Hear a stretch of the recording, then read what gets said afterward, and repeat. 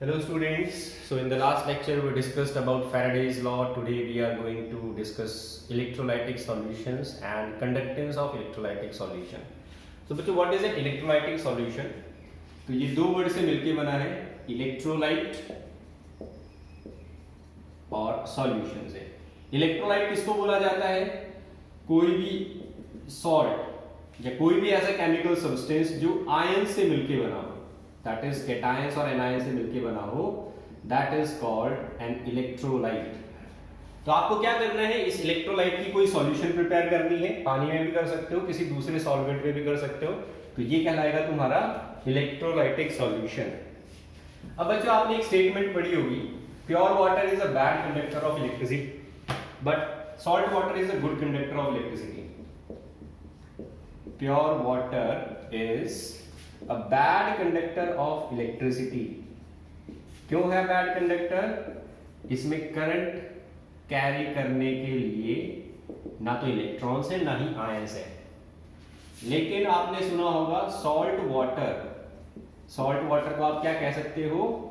Electrolytic solution.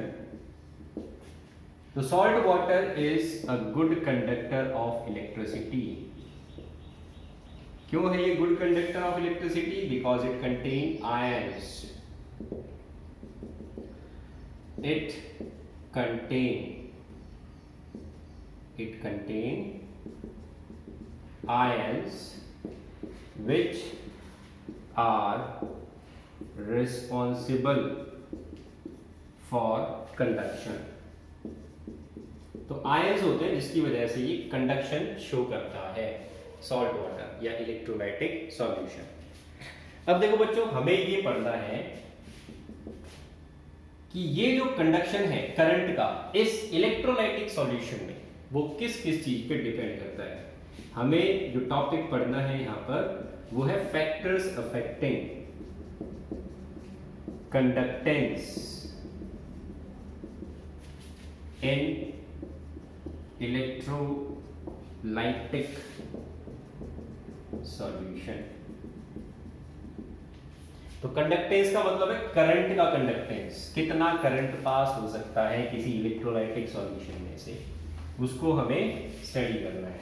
तो factors की बात करेंगे। सबसे पहला फैक्टर जो है वो है nature of electrolyte. Nature of electrolyte बच्चों आप 9th या 10th क्लास से पढ़ते हुए आ रहे हैं कि दो तरह के एसिड्स होते हैं, स्ट्रॉन्ग एसिड, वीक एसिड। दो तरह के बेस होते हैं, स्ट्रॉन्ग बेस और वीक बेस। तो इनमें डिफरेंस क्या है? जितने भी इलेक्ट्रोलाइट्स हैं,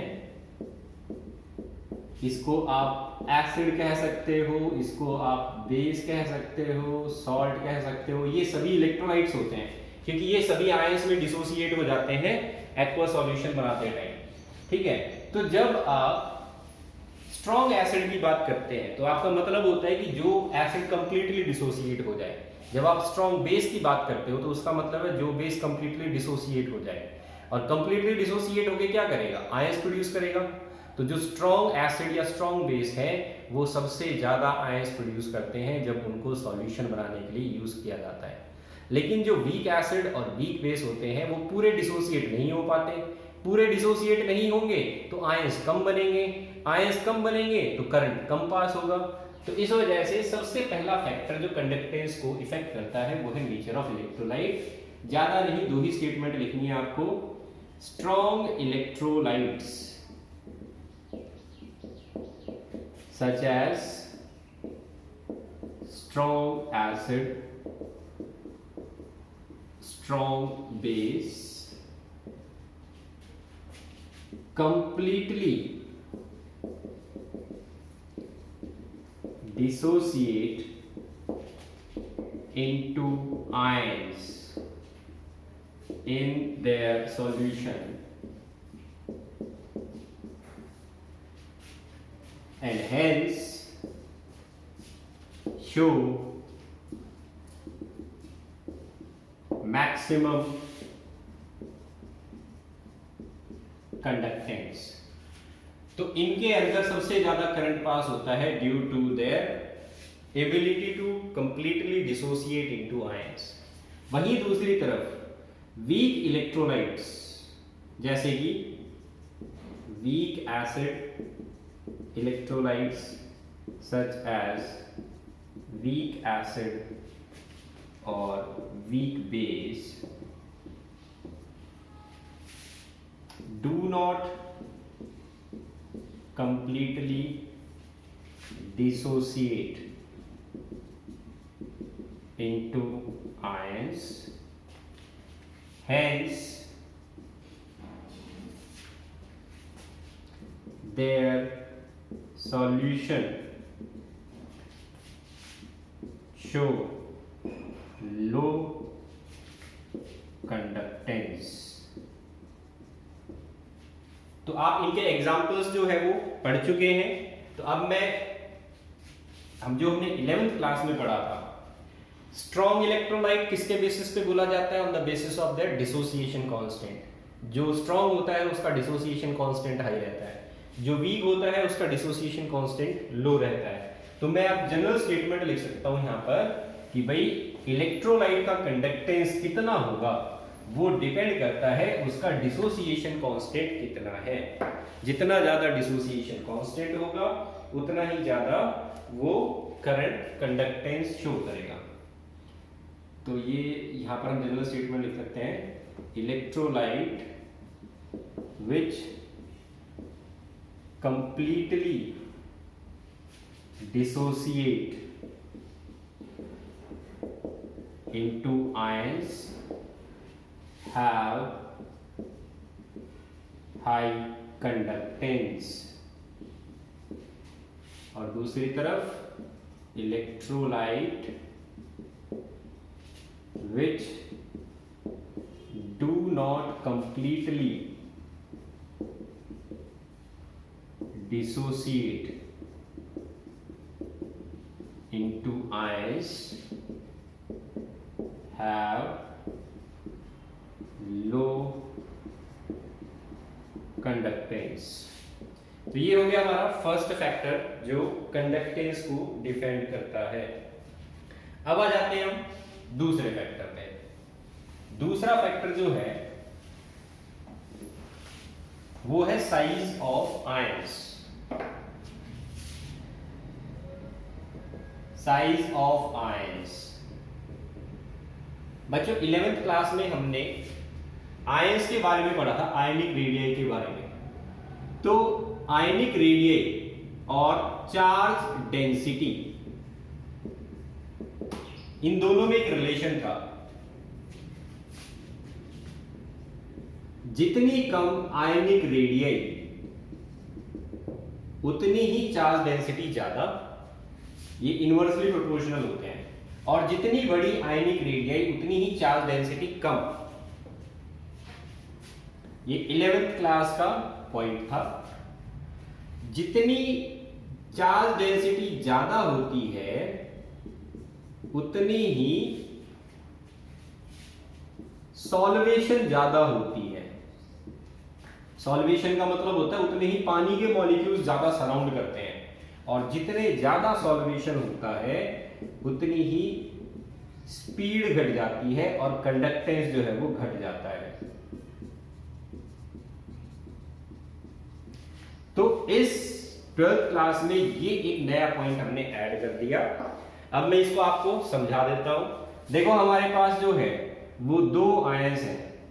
एक तो है हमारे पास H पॉजिटिव और एक है lithium Li positive. H positive इस पे भी +1 चार्ज है और इस पे भी +1 चार्ज है, लेकिन हाइड्रोजन जो है वो एटम साइज में छोटा होता है, लिथियम का एटम साइज में बड़ा होता है। तो इसका जो आयन होगा वो भी साइज में छोटा होगा, इसका आयन जो है वो भी साइज में बड़ा होगा। इसका अगर आयन साइज में बड़ा है तो आयनिक रेडियाई बड़ी होगी। आयनिक रेडियाई बड़ी हो गई तो इसकी चार्ज डेंसिटी क्या हो गई? Charge density is less. Charge density कम है तो ये पानी के मॉलिक्यूल्स को अपनी तरफ कम अट्रैक्ट करेगा। जितनी ज्यादा चार्ज डेंसिटी होती है उतनी ही पानी के मॉलिक्यूल्स को अपनी तरफ खींचने की पावर बढ़ जाती है। जितनी चार्ज डेंसिटी कम उतनी ही पानी के मॉलिक्यूल्स को अट्रैक्ट करने की पावर कम। तो इसको बोलते हैं सॉल्वेशन। पानी के मॉलिक्यूल्स को अट्रैक्ट करना, hydration sphere banana, this is called solvation. तो लिथियम की चार्ज डेंसिटी कम है तो सॉल्वेशन कम होगा, सॉल्वेशन कम होगा तो कंडक्टेंस जो है वो बढ़ जाएगा। लेकिन हाइड्रोजन के केस में क्या था, हाइड्रोजन की आयनिक रेडियाई कम थी तो इसकी चार्ज डेंसिटी जो है वो लिथियम के मुकाबले ज्यादा होगी। चार्ज डेंसिटी बढ़ेगी तो सॉल्वेशन ज्यादा होगा, पानी के मॉलिक्यूल्स को ज्यादा अट्रैक्ट करेगा तो ज्यादा बड़ा साइज बनाएगा, जो सॉल्वेशन के बाद हाइड्रेशन स्क्वायर बनता है ज्यादा बड़ा हो जाएगा, और ज्यादा साइज बड़ा होने से स्पीड घट जाती है सॉल्यूशन के अंदर मूव करने की, और स्पीड घटने की वजह से कंडक्टेंस जो है वो घट जाता है। तो हाइड्रोजन की आयनिक रेडियाई कम थी तो चार्ज डेंसिटी बढ़ गई, चार्ज डेंसिटी बढ़ी तो सॉल्वेशन बढ़ गया, सॉल्वेशन बढ़ा तो कंडक्टेंस कम हो गया। तो ये 3 रिलेशन बच्चों आप याद रखना। अब आपको मैं समझा देता हूं यहाँ पर लिखना क्या है। यहाँ पर आप 2 स्टेटमेंट लिखेंगे, larger is the ionic radii, lesser is the charge density of ion, hence less solvation take place, due to which solvation कम होगा तो the conductance of the solution increase। ठीक है, और इसी का वाइस वर्सा, अगर साइज छोटी है तो चार्ज डेंसिटी ज्यादा होगी, smaller is the size, more is the charge density,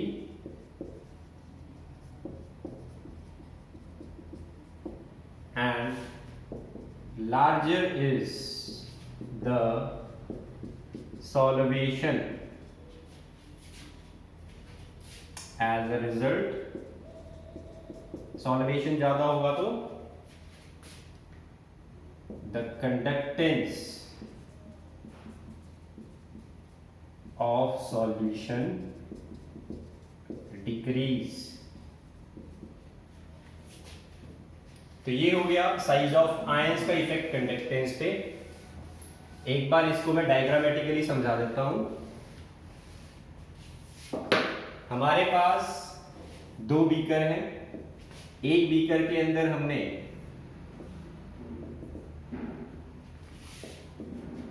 HCl डाला है, H पॉजिटिव और Cl नेगेटिव। दूसरे बीकर में हमने LiCl डाला है, Li positive Cl negative. 2 electrodes लगाई हैं इस बीकर में और हम करंट पास करवा रहे हैं। यहाँ भी 2 इलेक्ट्रोड लगाई है और करंट पास करवा रहे हैं। तो बीच में हमने जोड़ रखा है एमीमीटर। एमीमीटर हमें ये बताएगा कितना करंट फ्लो हो रहा है सॉल्यूशन में से। तो देखो बच्चों, यहाँ पर आप सिर्फ कैटायन को ले लो, H पॉजिटिव और Li पॉजिटिव, क्योंकि Cl तो कॉमन है, तो Cl की स्पीड सेम रहेगी। हाइड्रोजन साइज में छोटा है, लिथियम साइज में बड़ा है। तो ये साइज में छोटा है तो चार्ज डेंसिटी ज्यादा है, चार्ज डेंसिटी ज्यादा है तो इसके अंदर वाटर को अपनी तरफ अट्रैक्ट करने की पावर ज्यादा है। ये वाटर के मॉलिक्यूल्स इसको चारों तरफ से सराउंड करते हैं और क्या बनाते हैं, हाइड्रेशन स्फीयर। जितनी ज्यादा चार्ज डेंसिटी उतने ही ज्यादा वाटर मॉलिक्यूल्स इसको सराउंड करके रखेंगे। जितना बड़ा आयन होता है उतनी ही चार्ज डेंसिटी कम हो जाती है, इस वजह से नंबर ऑफ वाटर मॉलिक्यूल्स को अट्रैक्ट करने की पावर कम हो जाती है। और इसी कम पावर की वजह से इसका जो साइज है ओवरऑल साइज, वो इसके ओवरऑल साइज से, अब इसको पूरे को आपको कंसीडर करना है, ये वाटर मॉलिक्यूल भी इसके साथ ही जुड़े हुए माने जाएंगे। यहाँ पर ये वाटर मॉलिक्यूल इसके साथ जुड़े हुए माने जाएंगे। तो इसका साइज बढ़ गया अब, क्योंकि वाटर मॉलिक्यूल जो इसके चारों तरफ इसको सराउंड करते हैं वो ज्यादा है इसके मुकाबले। तो इस वजह से साइज बढ़ गया। तो अब इसको जो है, मान लो ये तुम्हारी नेगेटिव इलेक्ट्रोड है, ये पॉजिटिव है, तो इस पूरे आयन को इन वाटर मॉलिक्यूल्स के समेत इस इलेक्ट्रोड की तरफ आना पड़ेगा, इधर मूव करना पड़ेगा। जब ये मूव करेगा तो कंडक्टेंस होगा, तो जितना ज्यादा फास्टली ये मूव करेगा उतना ही कंडक्टेंस ज्यादा आएगा। तो यहां पर देखो, क्योंकि इसके चारों तरफ कम वाटर मॉलिक्यूल्स लगे हैं तो इसकी नेट साइज जो है वो इससे छोटी है। साइज छोटी रहेगी तो ये ज्यादा जल्दी मूव कर पाएगा क्योंकि फ्रिक्शन कम होगा। ठीक है, जो बाकी के वाटर मॉलिक्यूल्स रहेंगे उनके साथ ये टकराएंगे मूव करते टाइम, तो इसको भी इधर आना है, इसको भी इधर जाना है, लेकिन इसके साथ वाटर जुड़ने से इसकी साइज बढ़ गई। साइज बढ़ गई तो फ्रिक्शन बढ़ गया, फ्रिक्शन बढ़ गया तो स्पीड कम हो गई, और स्पीड कम हो जाएगी तो कंडक्टेंस कम हो जाएगा। यहाँ पर साइज उतनी ज्यादा नहीं थी जितनी इस केस में थी, इस वजह से इसका फ्रिक्शन जो है वो कम रहेगा।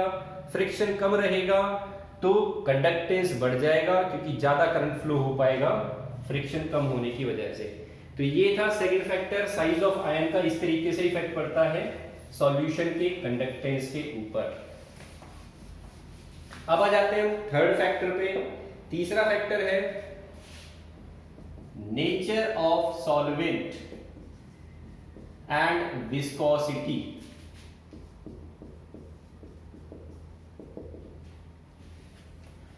सॉल्वेंट की नेचर का effect.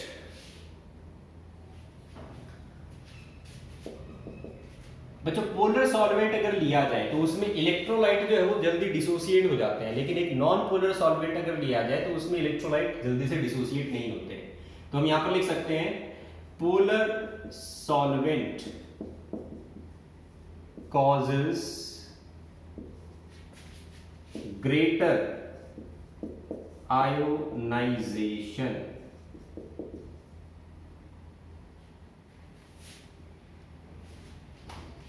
as a result the conductance of solution increase. तो नॉन पोलर सॉल्वेंट अगर लिया जाए तो उसमें आयोनाइजेशन नहीं हो पाएगा, तो वो कंडक्टेंस शो नहीं करते, लेकिन पोलर सॉल्वेंट में आयोनाइजेशन हो जाता है जिसकी वजह से इसका कंडक्टेंस जो है वो ज्यादा देखा जाता है पोलर सॉल्वेंट की सॉल्यूशन का। अब आ जाते हैं सेकंड फैक्टर पे, viscosity of solvent if high then conductance is low। तो विस्कोसिटी का मतलब है कोई लिक्विड कितना ज्यादा विस्कस है जिसको सॉल्वेंट की तरह आप यूज कर रहे हो। विस्कस ज्यादा होगा तो उसके अंदर जो है वो ओपोजिंग फोर्स ज्यादा होगा, आयंस को मूव करने से ओपोज करने वाला फोर्स ज्यादा रहेगा, तो ऐसे केस में कंडक्टेंस कम हो जाएगा। लेकिन अगर किसी सॉल्वेंट की विस्कोसिटी कम है तो उस केस में कंडक्टेंस ज्यादा होगा। तो ये दो पॉइंट आपको याद रखने हैं जो सॉल्वेंट से रिलेटेड है। इसके बाद आ जाते हैं हम अगले पॉइंट पे। अगला पॉइंट है concentration of solution.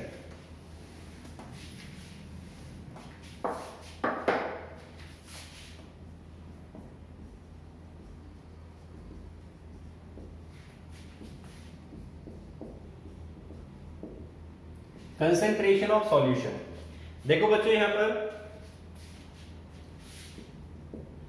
Electrolytic solution having higher concentration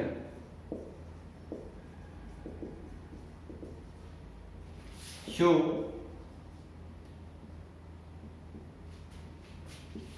laser conductance than their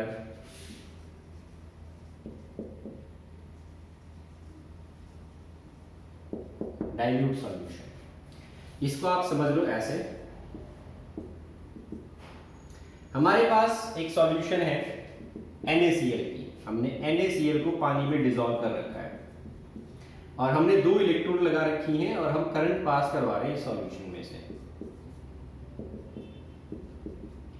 तो इस सॉल्यूशन के अंदर Na पॉजिटिव Cl नेगेटिव ये आयंस प्रेजेंट होंगे।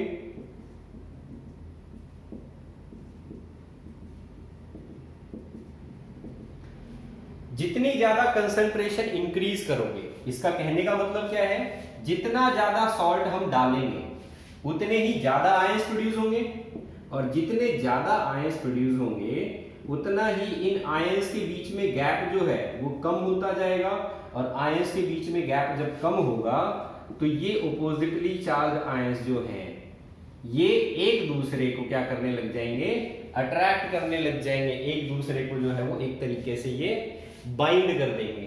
तो अगर ये अट्रैक्टिव फोर्स इनके अंदर दोबारा से रीजनरेट हो गया तो उस केस में फिर इनका मूवमेंट स्लो पड़ जाएगा, और मूवमेंट स्लो हो जाएगा तो कंडक्टेंस जो है वो कम हो जाएगा। लेकिन जो डाइल्यूट सॉल्यूशंस होती हैं उनके अंदर क्या होता है, उनके अंदर कम सॉल्ट को डिसॉल्व किया जाता है, पानी ज्यादा होता है सॉल्ट कम होता है। तो ऐसे केस में फिर क्या हो जाता है, ऐसे केस में आयंस के बीच में गैप जो है वो ज्यादा रहता है। आयंस के बीच में गैप ज्यादा रहेगा तो इनके आपस में अट्रैक्ट करने के चांसेस कम रहेंगे, और ऐसे केसेस में फिर कंडक्टेंस जो है वो ज्यादा होगा। तो यहाँ पर आप इस बात को लिख सकते हैं कि the solution which have higher concentration, solution having high concentration have less space between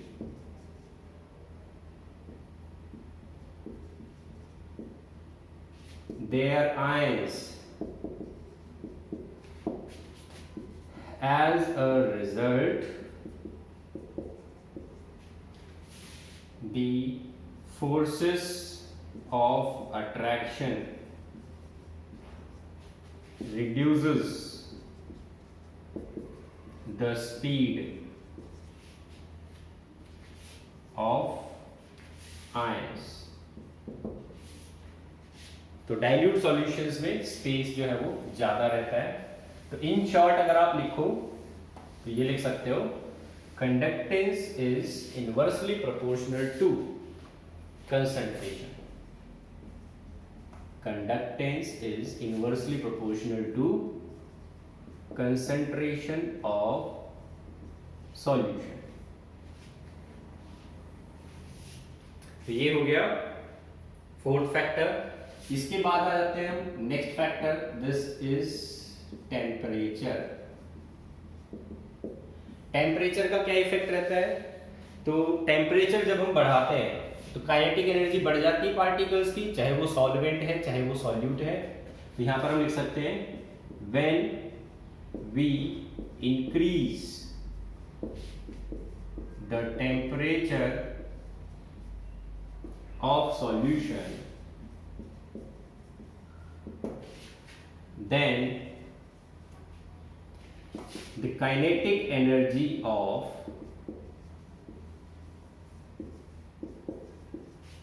the particles of solute as well as solvent increase. As a result, conductance of solution increase. तो temperature is directly proportional to conductance, ये मतलब हो गया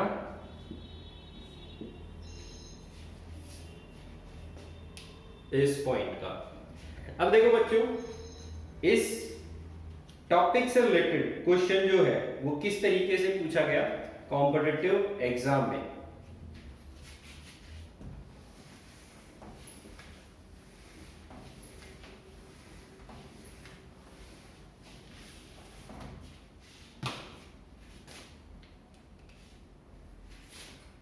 question पूछा गया, what is the effect of temperature on the conductance of solution. First point दिया गया increase, second decrease, third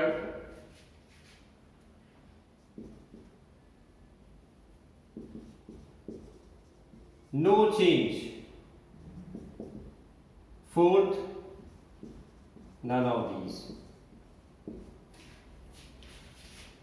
तो इंक्रीज हुआ, डिक्रीज हुआ, कोई चेंज नहीं हुआ, या इनमें से कोई भी। टेम्परेचर का इफेक्ट पूछा गया, कंडक्टेंस पे क्या है। अब देखो, आपको दो वर्ड्स पे ध्यान देना है इस क्वेश्चन में। टेम्परेचर का इफेक्ट कंडक्टेंस पे पूछा जा रहा है, लेकिन किसकी कंडक्टेंस पे। अगर तुमसे ये कहता है कि इलेक्ट्रिकल वायर की कंडक्टेंस पे बताओ, तो वायर की कंडक्टेंस पे क्या इफेक्ट होता है टेम्परेचर का, डिक्रीजेस। लेकिन अगर क्वेश्चन में दिया गया है इलेक्ट्रोलाइटिक सॉल्यूशन,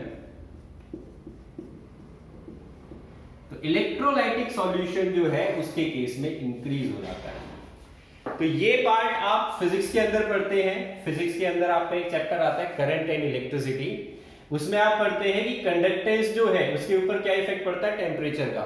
हालांकि ये केमिस्ट्री के अंदर भी क्वेश्चन जो है वो इंक्लूड हो जाता है और फिजिक्स में भी आ जाता है, लेकिन इलेक्ट्रोलाइटिक सॉल्यूशन जो है ये हम केमिस्ट्री में ही पढ़ते हैं। तो क्वेश्चन में आपको ये ध्यान देना है, आपसे इलेक्ट्रोलाइटिक सॉल्यूशन का इफेक्ट पूछा जा रहा है या फिर इलेक्ट्रिकल वायर का इफेक्ट पूछा जा रहा है। इलेक्ट्रिकल वायर के केस में ये डिक्रीज हो जाता है, क्योंकि टेम्परेचर जब बढ़ता है तो रेजिस्टेंस बढ़ जाता है वायर का, और रेजिस्टेंस बढ़ता है तो कंडक्टेंस कम हो जाता है। लेकिन इलेक्ट्रोलाइटिक सॉल्यूशन में टेम्परेचर बढ़ता है तो कंडक्टेंस भी इंक्रीज हो जाता है। तो ये था क्वेश्चन जो पूछा जाता है कॉम्पिटिटिव एग्जाम में। इसके अलावा कंसंट्रेशन का इफेक्ट जो है ये भी इंपॉर्टेंट है, ये भी आपको जो है वो याद रखना है।